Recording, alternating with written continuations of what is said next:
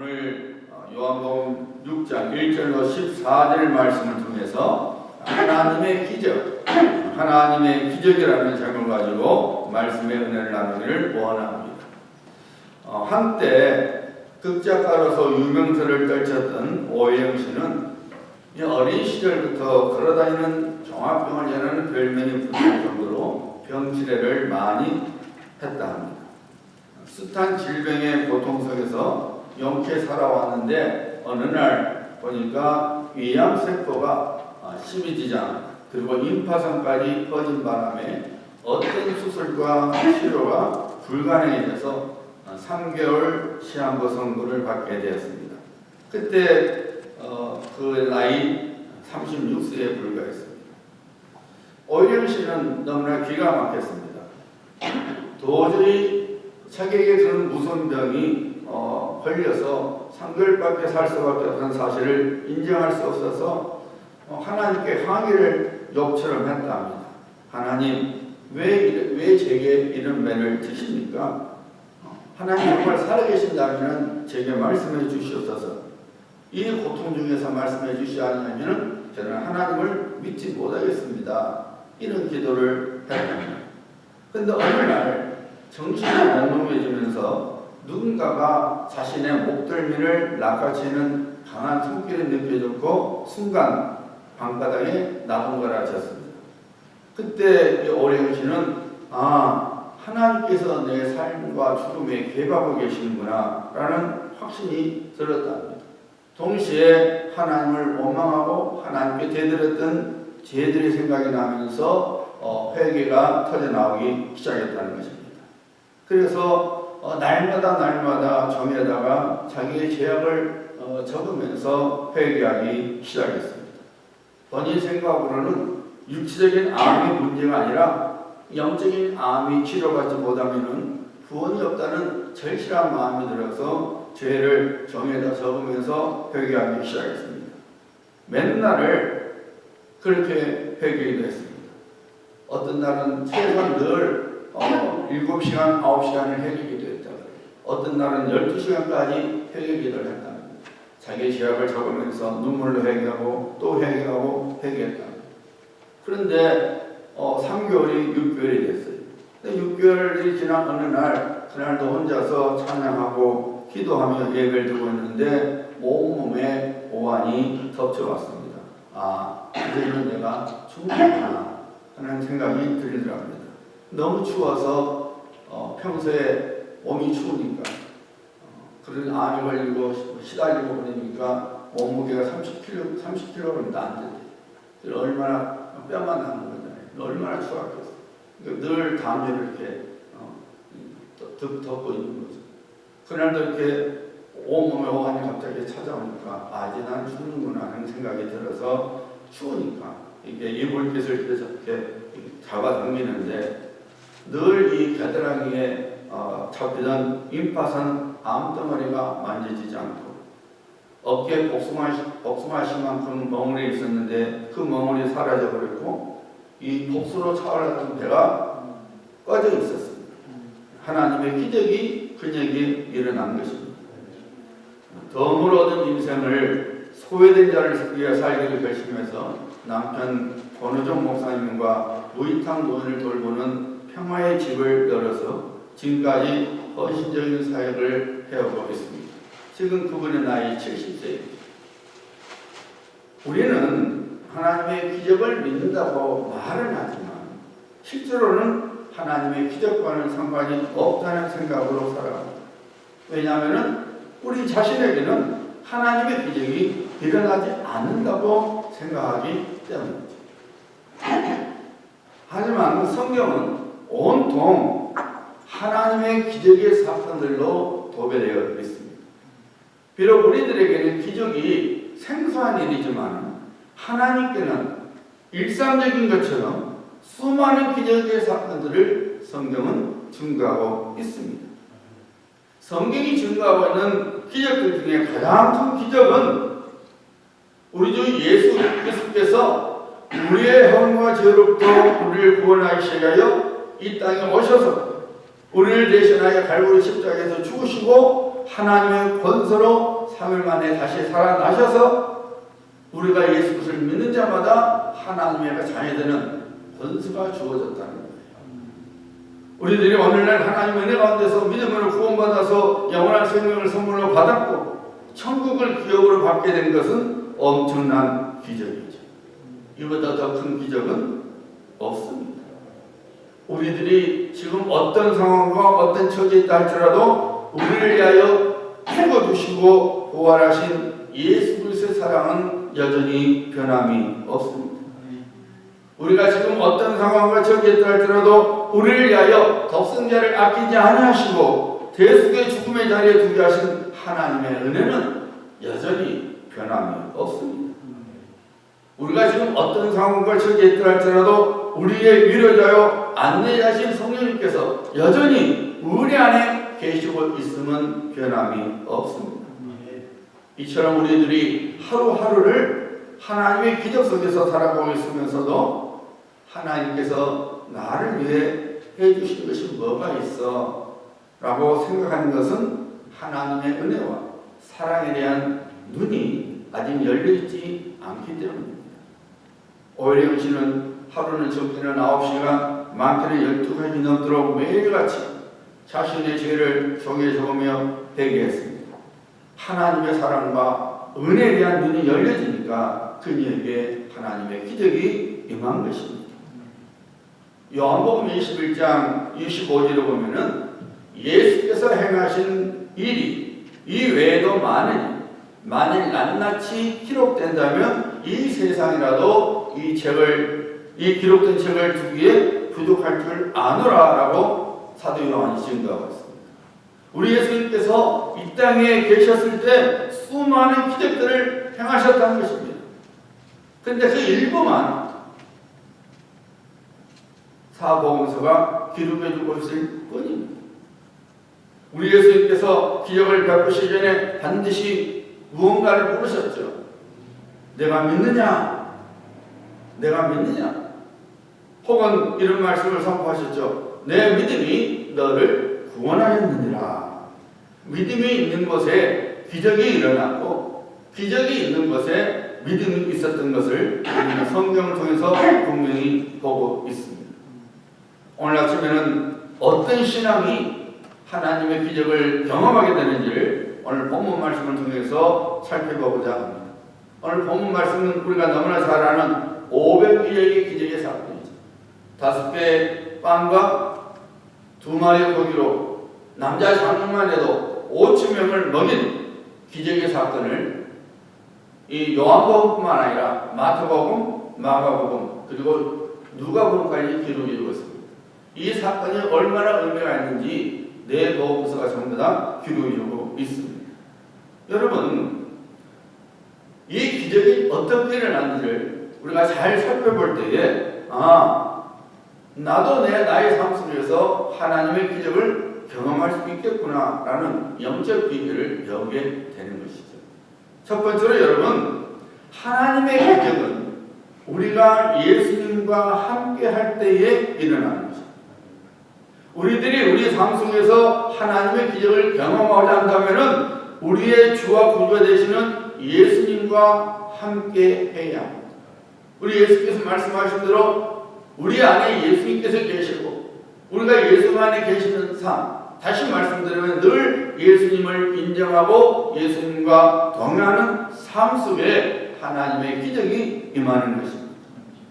오늘 본문 말씀을 보면은 수많은 사람들이 예수님을 쫓아왔습니다. 남자 장로만 해도 5,000명이었으니 유대인들은 숫자를 셀 때에 20세 이상의 남자만 카운트합니다. 그러니까 그 자리에는 어린아이도 있었고 여자도 있었고 또 아주 나이 많은 분들도 있었을 거예요. 그렇다면 적어도 베스다 광야에 예수님을 쫓아온 무리들이 적어도 2만 명은 되었다 그 말이에요. 남자 장로만 5,000명이었습니다. 어쨌든 그 2만 명의 무리들이 베스다 광야에 모였어요. 당시 상황을 누가는 이렇게 증가하고 있어요. 무리가 알고 따라왔거늘 예수께서 그들을 영접하사 하나님 나라의 일을 이야기하시며 병 고칠 자들을 고치시더라.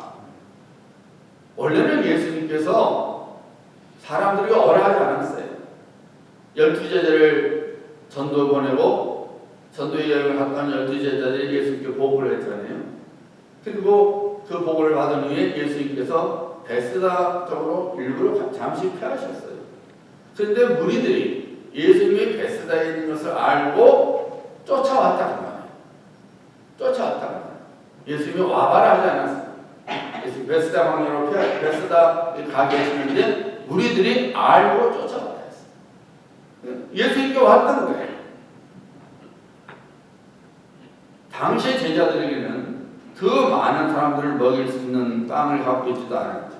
더구나 빵을 살 돈도 없었습니다. 그렇다고 예수님을 쫓아온 사람들이 자기들 스스로 음식을 챙겨가지고 온 것이 아니었어요. 그냥 무작정 쫓아왔던 거예요. 무작정 쫓아왔던 거예요. 오직 먹을 거리라는 것은 어린애 가졌던 빵 5개와 물고기 2마리뿐이었습니다.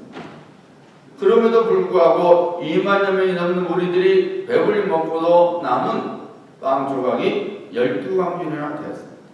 감히 상상할 수 없었던 기적이 일어난 것입니다. 아무것도 없었고 아무것도 할 수 없었던 사람들이 그것이 놀라운 기적을 경험하게 된 것은 그들 곁에 예수님께서 계셨다는 거예요. 사랑하는 여러분, 하나님의 기적이 여러분의 삶 속에 이루어지기를 소원하신다면 여러분이 기적의 주인공이 되시는 예수 그리스도를 인정하시고 여러분의 삶 속에 모셔야 합니다. 예수님과 늘 동행하는 삶을 살아야 합니다. 마음 깊은 곳부터 주님, 제가 주님을 사랑합니다. 주님, 제가 주님과 날마다 동행하기를 원하십니다. 주님, 오늘도 나와 함께 하시고 저를 붙들어 주시고 인도하여 주시옵소서. 늘 예수님을 인정하면서 예수님과 동행하는 삶을 살아가야 합니다. 그러면은 베세다 광야에 모인 무리들을 불쌍히 여기신 예수님께서 오늘날 주님과 동행하시는 우리를 긍휼히 주시고 그의 기적을 베풀어 주실 것입니다. 12년 동안 혈류병을 앓아 절망과 소외감 속에 살았던 여인이 있었지. 갖고 있는 모든 돈을 써서라도 병 고치기를 원했지만은 병 고침을 받지 못하고 오히려 상태가 더 심해졌습니다. 마가는 이 사실을 분명히 증거했죠. 많은 의원에게 많은 괴로움을 받았고 있는 것도 다 허비였으며 아무 효험이 없고 도리어 더 중하였던 차에 가끔 제 아내가 그러지만은 여러분 병원에 가면은 사람 취급 못 받아요. 특별히 수술을 한다든지 할 때 사람 취급받지 못해요. 완전히 어떻게 생각하면 좀 심한 말로 내 동생이 지금 고기 덩어리에 불과한 것처럼 그렇게 취급을 해요. 사람이 수술받을 때 사람이 아닙니다. 얼마나 경험해 보셨어요? 이번에 봐요. 이 사람이 와서 물어보고 저 사람이 물어보고 의사도 아닌 거 들어와서 물어보고 인터넷 들어와서 물어보고 내연산에 들어와서 물어보고 담당 의사가 와서 물어보고 얼마나 시달려. 보통 시달리는 것이 아니죠. 그런데 어떻게 할 수 없잖아요. 이 여자도 자기 병 고침을 하고 싶어서 여러 의사를 쫓아가는 거예요. 근데 마가가 말하래요. 그냥 시달린 것 뿐이지 치료받지 못한 거예요. 돈만 다 말리고 더 상태가 심해졌다고 그러죠. 치료를 받으면 받을수록 그 혈류병을 앓은 여자의 절망감은 커져만 갔습니다.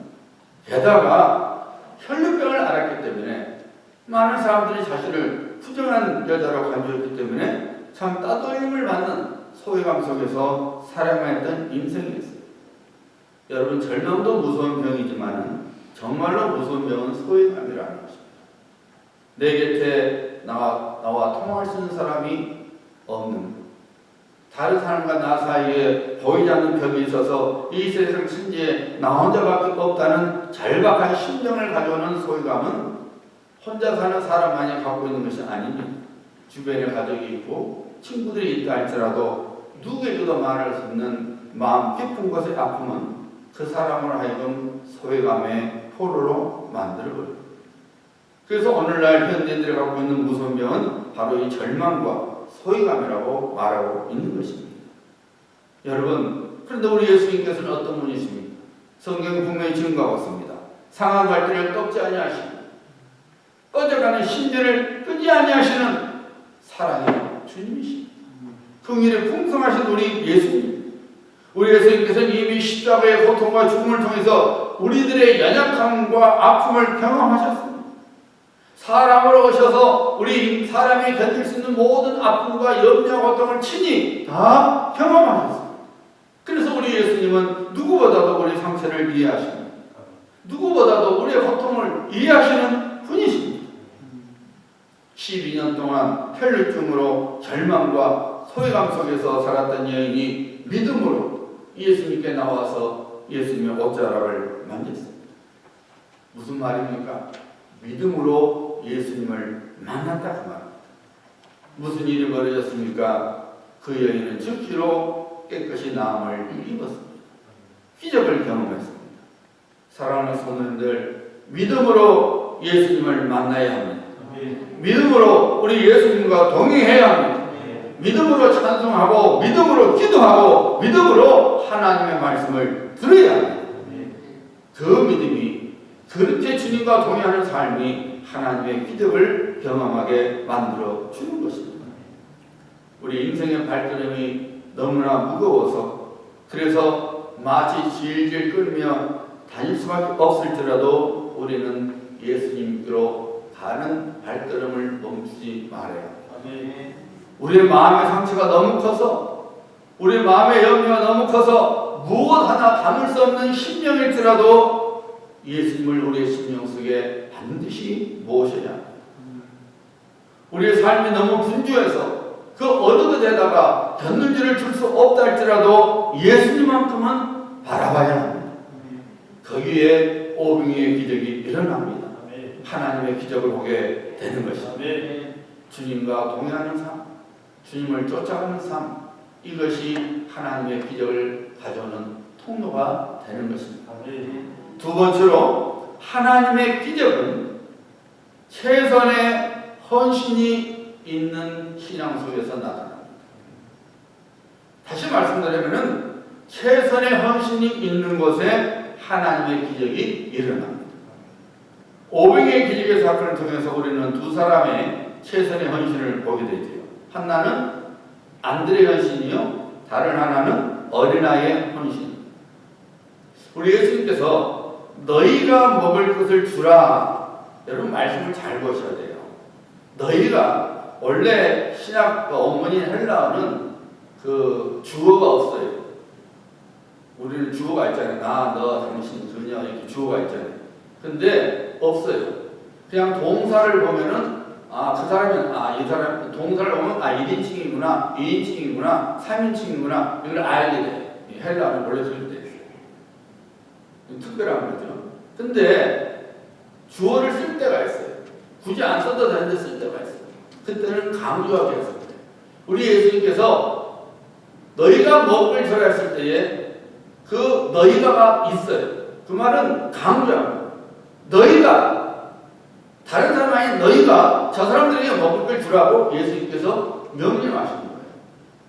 기가 막힌 거죠, 여러분. 제자들이 갖고 있는 거 아무것도 없었어요. 어디서 먹을 걸 구해서 그 2만여 명이 넘는 사람들에게 먹을 것을 줄 수 있겠어요? 빌립 같은 경우는 아주 수치가 밝았어요. 그래서 뭐라고 했어요? 200데나리온이 있다 할지라도 부족할 것입니다. 그런데 여러분, 우리 예수님께서 뭐라고 했어요? 예수님께서 본인이 당신이 무엇을 할 줄 아시면서도 빌립을 시험하자 물었다고 했잖아요. 너희가 줘라. 빌립아, 너희가 줘라. 알아요. 예수님께서 빌립이 그럴 능력이 없다는 거. 그런데도 빌립을 시험하자 하셨다 했잖아요. 그러니까 빌립이 우리 자리에 똑같아요. 아이고 주님, 우리한테 200데나리온의 돈 있어도 저 사람들 먹일 수 없어요. 부족할 겁니다. 그냥 똑똑한 척 하는 거죠. 200데나리온, 한 데나리온은 그 당시 노동자 하루 품삯이에요. 그럼 200데나리온 오늘날 돈으로 하면 약 18,000불에서 2만 불 되는 거죠. 제자들 그런 돈이 있을 리가 없죠. 그러니까 요한 빌립이 말해요. 없으면서도 선행이 있다 할지라도 얼음도 없을 것입니다. 여러분, 우리가 깨달아야 합니다. 하나님께서는 우리가 할 수 없는 것을 하라고 절대로 강요하시지 않습니다. 우리에게 없는 것을 드리라고 말씀하시지도 않습니다. 하나님께서는 우리의 믿음과 믿음에 따른 행동을 보기를 원하십니다. 성경에 보면 사도 바울이 그랬죠. 너희 몸으로 하나님을 예배하라 그랬어요. 너희 몸으로 거룩한 산제사를 드리라 했어요. 신앙은 여러분 마음으로 하는 거 아닙니다. 신앙은 액션이 있어야 돼요. 몸이라고 해서 이 몸을 말하는 거 여러분 행동을 원한다 그 말이에요. 우리가 액션으로 우리 실제 삶 속으로 거룩한 산제사를 드리라는 거예요. 신앙은 우리 액션이에요. 행동입니다. 하나님 나 사랑, 하나님 제가 하나님 사랑하신 줄 아시죠? 그게 여러분 믿음이 아니에요. 그게 신앙이 아니에요. 우리가 하나님을 사랑하면은 하나님의 뭔가를 우리가 행할 때 그것이 신앙입니다. 여러분 배우자가 여보 내가 하나님 사랑하는 줄 알지? 그러면서도 여러분 힘들어 죽겠는데 손 하나 껐다 안 해봐요. 누가 그걸 사랑이라고 그래요? 사랑한다는 것은 내가 힘들 때 나를 도와주고 나와 함께 해주고 내 말을 들어주고 그게 사랑이잖아요. 행함이 있을 때 진짜 힘들어요. 우리 신앙도 마찬가지예요.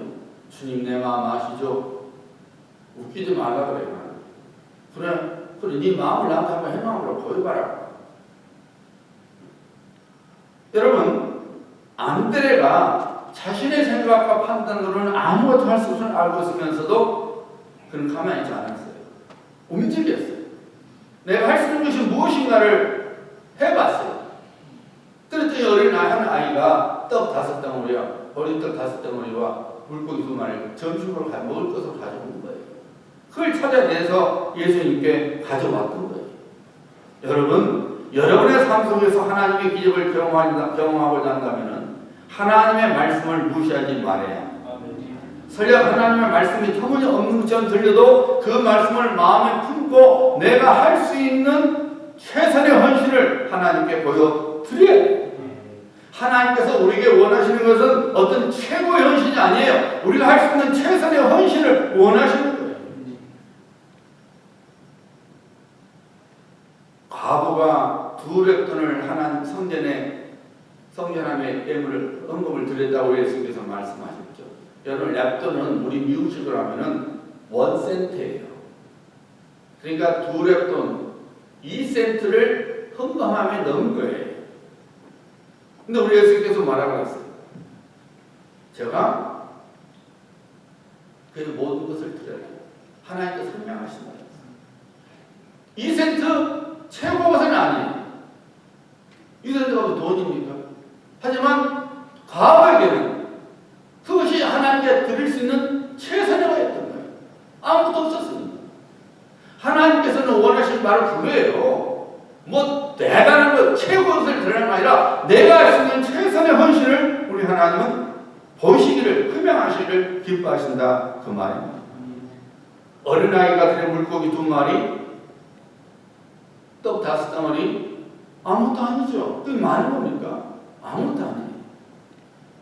성경에는 나와 있지 않지만 충분히 우리는 안드레아와 어린아이의 대화를 우리가 짐작할 수 있잖아요. 안드레아가 예수님께서 말씀하시니까 자기가 어떻게 해보든지 찾아봤어요. 어떤 누가 엄청 많이 가져왔는지. 근데 어린아이가 갖고 있는 겁니다. 분명히 예수님께서 안드레아가 그랬겠어요. 애야, 예수님께서 먹을 걸 찾는데 좀 줄 수 있겠니? 어린아이가 뭐라 했겠어요? 예수님이 드신다 그러니까 아마 그냥 줬을 거예요. 그래 가져갔어요. 분명히 어린아이가 자기도 배고프니까 먹어야 했을 거예요. 그럼에도 불구하고 예수님께서 찾으신다 그러니까 그냥 안드레에게 준 것이죠. 뭐 안드레가 빼앗겠습니까? 그건 아니죠. 어린아이가 줬으니까 안드레가 가져온 것이죠. 작은 거예요. 작은 거예요. 여러분, 우리 어린아이가 만약에 그 자신이 가져온 음식을 내놓지 않았다면 그날 기적이 일어나지 않았을까요? 아니에요. 광야에서도, 아무것도 없는 광야에서도 이스라엘 백성을 만나와 메추라기로 배불리 먹여주셨던 하나님이십니다. 그날 베스다 광야에서도 얼마든지 하나님의 능력으로 하나님의 헌수로 먹일 수 있었어요. 그럼에도 불구하고 예수님께서는, 하나님께서는 하나님의 백성의 헌신을 보기를 원하시는 거예요. 그 어린아이의 작은 헌신, 그리고 자기가 예수님을 위해 드릴 수 있었던 최선의 헌신을 우리 예수님께서는 사용하셨죠. 떡 5덩어리와 물고기 2마리로 어린아이는 물론 그 자리에 모인 2만 명의 사람들을 먹이신 기적을 행하셨습니다. 12바구니 남았던 음식은 누구의 것이 되겠습니까? 우리나만 하죠. 그 어린아이에게 주었겠죠. 사랑하는 여러분, 우리는 하나님 앞에서 이색하지 말아요. 하나님께서 우리에게 무언가를 요구하실 때 우리는 그것을 복으로 삼는 기회를 삼는 지혜로운 성도가 되어야 합니다. 종종 담임 목사님 제가 여러분에게 뭔가 헌신할 수 있는 일을 맡길 때가 있지. 지혜로운 성도는 그 일을 기회로 삼는 성도이네요. 하나님께서 사랑하더라, 사랑했더라, 내가 이것을 원한다, 하나님께서 여러분에게 직접적으로 말씀해 줄까? 꿈에도 꾸지 마세요. 하나님 그렇게 하지 않아요. 하나님께서는 이미 하나님의 말씀을 통해서 하나님의 백성에게 말씀하고 계시고, 주의 종을 통해서 여러분에게 하나님께서 말씀하시는 거예요. 하나님께서 저에게 잡을 주시려고 목사로 세워주시는 거 아니에요. 하나님께서는 부족하지만 주의 종을 세우시고 그 주의 종을 통해서 하나님의 백성과의 대화창구로 삼으시는 거예요. 겉으로는 목사가 시키는 것 같지만 실상은 하나님께서 여러분에게 헌신을 요구하시는 거예요. 왜요? 시험하시고. 어떤 시험입니까? 하나님을 진심으로 사랑하는 거죠. 하나님을 진심으로 경외하는 자를 시험하시는 거예요. 그리고 그 시험을 통해서 하나님의 자녀에게 복을 주시기를 원하시는 하나님이십니다. 그래서 우리를 테스트하는 거예요. 우리를 괴롭히려고 하는 거 아니에요. 우리에게 복을 주시려고. 제가 정말로 나를 진심으로 사랑하는지, 제가 정말 나를 진심으로 경외하는지, 그걸 테스트하는 거예요. 아브라함이 하나님을 정말로 경외하고 사랑하는지 하나님이 테스트하잖아요. 네 아들 독자 이삭을 내가 지시할 땅으로 가서, 내가 지시할 땅 산으로 가서 번제로 드리라. 기가 막힌 거죠. 하지만 아브라함이 순종하지 않습니다. 어느 목사님이 미국 오클라호마에서 목회할 때 새벽 기도 때마다 어린 여학생이 엄마를 따라 나와서 기도했어요. 어느 날 그 어린 여학생이 강단에다가 헌금을 드렸는데 그 헌금 봉투 안에 100불이 들어있었어요. 그 가정이 넉넉하지도 않은 가정이었고, 더구나 어린 학생이 뭔 돈이 있어서 100불이나 하나님께 드렸을까 했을 때에 그 목사님이 정말 그 어린아이의 신앙이 너무 예뻐서 감동을 받았어요. 그래서 기도했어요. 하나님, 이 어린 딸의 믿음과 사랑을 보시고 하나님께서 마음대로 갚아주시옵소서. 축복 기도를 했습니다. 세를 흘려서 그 목사님이 다른 목회지로 가게 됐습니다. 그리고 더 신학 공부를 해야겠다는 생각이 들어서 캘리포니아 패서데이에 있는 풀로 신학대학원에서 공부하게 되었어요. 제가 성경학을 공부했던 학교입니다. 풀로 신학대학은 신학대학에서는 미국 일반 대학교 한다면 아빌리에 있는 거예요. 어쩌면 하버드 같은 최고 명문 신학대학이 풀로 신학대학입니다. 이 목사님이 풀로 신학대학에서 공부를 하는데 어느 날 강의를 이렇게 듣고 있는데 학생 중에 그 클래스 중에 어떤 좀 낯이 있는 사람이 있더랍니다. 그래서 그 목사님이 자세히 봤더니 오래전 자기가 오클라호마에서 목회하던 했을 때 새벽재단에 쌓고 새벽재단에 100불의 헌금을 받았던 그 어린 학생이 어느새 커서 그 신학교 강의를 같이 듣고 있더라는 거죠. 너무나 반갑고 너무나 놀라서 어떤 일이냐 했더니 그 어린 학생에서 어린에 대해서 그 말하기를, 목사님, 이번에 제가 공부를 마치게 되면은 한국에 있는 어느 큰 신학교에서 교수로서 하나님을 섬기게 되었다고 말하더랍니다. 하나님께서 그 어린 학생의 믿음과 사랑의 헌신을 잊지 않으시고 목사님의 축복 기도로 큰 복으로 갚아 주신 것입니다. 그리스도 예수 안에서 재영상을 받고 영원한 생명과 천국 기업을 복으로 주신 하나님을 향한 여러분의 마음은 어떤 마음입니까? 그 무엇으로도 살 수 없는 하나님의 은혜를 받은 자로서 여러분은 하나님을 위해 무엇을 하시고자 하십니까? 최선의 분을 하나님께 드리시길 바랍니다. 아멘. 그러면 하나님께서는 최고의 것으로 여러분에게 주십니다. 하나님의 기적은 최선의 헌신 신앙으로부터 나오는 것을 깨닫고 사시기를 주님의 이름으로 축원합니다. 세 번째로 하나님의 기적은 순종의 신앙 속에서 일어납니다. 오늘 본문 말씀에 보니까 예수님의 손에 있는 것은 단지 떡 5덩어리와 물고기 2마리뿐이었습니다. 누가 보면은 예수님께서 때를 지어서 50명씩 앉게 지시하셨어요. 그리고 제자들에게 음식을 주시면서 나눠들으라고 했어요. 자, 마태, 마가, 누가, 요한복음을 다 읽어보면은 예수님 제자들이 예수님께서 말씀하신 대로 그대로 순종하여 음식을 나눠줍니다. 여러분, 말이 쉽지. 한두 사람만 주면 없어질 음식으로 때를 지않은 사람들에게 음식을 나눠준다는 것이 정상적으로 가능한 일입니까? 여러분 같으면 하겠어요? 예수님이 더위 먹으셨나? 갑자기 세상에 말도 안 되는 우리를 뭐 참기 주려고 작정하셨는가? 그럴 수 있잖아요. 그런데 복음서에 보면은 제자들이 예수님 말씀에 그대로 순종합니다. 그랬더니 놀라운 기적이 일어났습니다. 계속해서 보리떡이 나오고 계속해서 생선이 나오는 거예요. 남자 장로만 5,000명, 남녀노소 합치면은 약 2만여 명이 다 먹고 12가구나 남는 그런 기적이 일어나는 것입니다.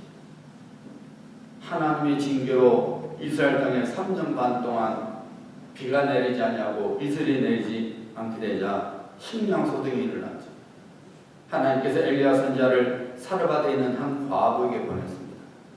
당시 사르밧 과부는 딱 한 끼 음식물만 갖고 있었어요.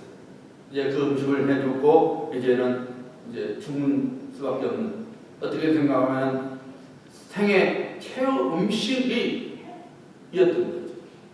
그런데 엘리야가 그것을 자기에게 달라고. 그러고는 이렇게 말합니다. 이스라엘의 하나님 여호와의 말씀이 나 여호와가 비를 지면에 내는 날까지 그 통에 가루가 떨어지지 아니하고 그 병의 기름이 없어지지 아니하리라 하셨느니라. 야, 너가 그 마지막 거 만들어서 내게 가져오면은 하나님께서 말씀하시기를 비가 다시 내릴 때까지 너 집안의 통에, 밀가루 통에 밀가루가 끊어지지 아니하고 기름통에 기름이 끊어지지 아니하도록 말씀하셨다. 그러니 가져와라. 근데 이 사르밧 과부가 그대로 순종을 합니다. 말씀이 이렇게 나와 있죠. 밀가루가 통에 가루가 떨어지지 아니하고 병의 기름이 없어지지 아니하니라. 하나님 말씀에 순종하는 것입니다. 내가 할 수 있는 일이 아니죠. 과부가 만약 혼자 같으면 그래 이래도 있고 저래도 죽고 그래 당신이나 드세요 할 수 있어요. 하지만 자기에게는 하나뿐이 없는 아들이 있었어요. 아들이 있었어요. 누가 아들에게 줄 음식을, 마지막 음식을 생전 모르는 사람에게 줄 수 있겠어요? 아무리 하나님의 종이랄지라도 누가 줄 수 있겠어요? 그런데 하나님께서 말씀하시기를 네가 그렇게 하면은 비가 내릴 때까지 통에 가루가 떨어지지 않냐고 기름이 떨어지지 아니할 거라고 말씀하신 것을 하겠다 하니까 그걸 믿었던 거예요. 순종했던 것이죠. 순종했더니 정말로 엘리야와 그와 그의 아들이 계속 먹을 수 있도록 밀가루가 나오고 병의 기름이 나왔다는 것입니다. 사랑하는 성도님들, 여러분의 삶 속에 하나님의 기적을 기대하십니까? 그렇다면 하나님의 말씀에 순종하셔야 합니다. 믿음의 법칙을 믿고 순종하셔야 합니다. 늘 말씀드리지만 하나님의 말씀에 대해서 우리의 이성을 잣대를 쓰면 안 돼요. 하나님의 말씀에 대해서 우리의 경험을 말하면 안 됩니다. 그래 욕심적으로 보면 우리 이성이 맞아요. 우리 경험이 맞아요. 하지만 하나님의 세계에서는, 영적 세계에서는 그렇게 되지 않습니다. 어떻게 물이를 걷습니까? 어떻게 통해서 계속 밀가루가 쏟아져 나옵니까? 어떻게 병의 기름이 계속 나올 수 있겠습니까? 이건 우리의 사람의 경험과 이성으로 설명할 수 없는 거예요. 하나님께서 하시는 것은 우리의 이성과 우리의 경험으로 설명할 수 없어요. 하나님의 기적은 믿음 속에서 나타나는 거예요. 우리가 말씀에 순종할 때, 그래 하나님께서 말씀하셨으니 하나님께서 하시리라. 이 말씀에 이것은 이 믿음으로 말씀에 순종할 때 하나님의 기적이 우리 인생 속에 찾아오는 것입니다. 사랑하는 여러분, 우리는 하나님의 자녀로서 하나님의 예정과 섭리 속에서 살아가고 있습니다. 우리가 만나는 그 어떤 사소한 일에도 하나님의 사랑의 손길이 담겨있고 하나님의 뜻이 있어요. 무엇보다도 우리가 미처 알지 못하고 우리가 생각지 못했던 기적의 손길로 우리의 삶을 이끌으신 하나님이심을 우리는 늘 깨닫고 살아가야 합니다. 누가 하나님의 기적의 손길을 경험하게 됩니까? 우리 예수님과 동행하는 사람입니다. 아멘. 최선의 헌신을 우리 주님께 드리는 사람입니다. 아멘. 그리고 하나님의 말씀에 순종하는 사람입니다. 아멘. 사랑하는 성도님들, 정말로 왜 내게는 하나님의 기적이 일어나지 않을까? 왜 내게는 하나님의 은혜의 손길이 임하지 않을까? 라고 불평하기 전에 먼저 우리의 신앙을 살펴봐야 할 줄을 믿습니다. 아멘. 나를 구원시킨 하나님께서 나를 잊을 리는 없다. 하나뿐인 아들을 죽음으로서 우리를 구원해 주셨는데 어떻게 하나님은 우리를 잊을 수 있겠습니까? 절대로 잊을 수 없는 것이죠. 절대로 우리를 소홀히 할 수 없는 것이죠. 주님의 피값으로 우리를 사셨는데 예수님 하나님께서 우리를 믿고 어떻게 내팽개칠 수 있겠냐고 말이에요. 그러므로 우리는 이 시간에 하나님의 말씀을 통해서 우리 영의 눈을 열어야 합니다. 아멘. 그리고 정말 주님이 나의 주님이십니다. 늘 주님의 이름을 부르고 믿음으로 주님을 찬양하고 믿음으로 주님의 말씀에 순종하고 믿음으로 주님께 기도하고 그리고 어떤 상황에서든지 그 말씀에 하나님의 말씀에 순종하고 그리고 내가 할 수 있는 최선의 헌신을 하나님께 드리면 바로 우리 역시 기적의 주인공이 되고 기적을 증거하는 자가 될